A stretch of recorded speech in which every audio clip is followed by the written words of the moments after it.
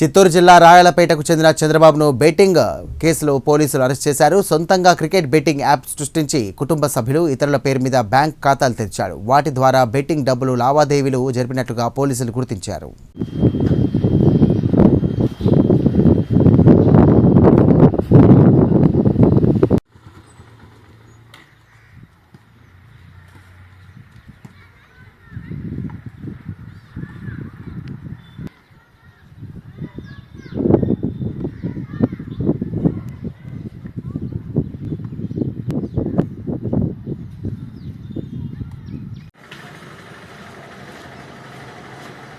ఆయన నాకుంటాడు కదా మ్యాచ్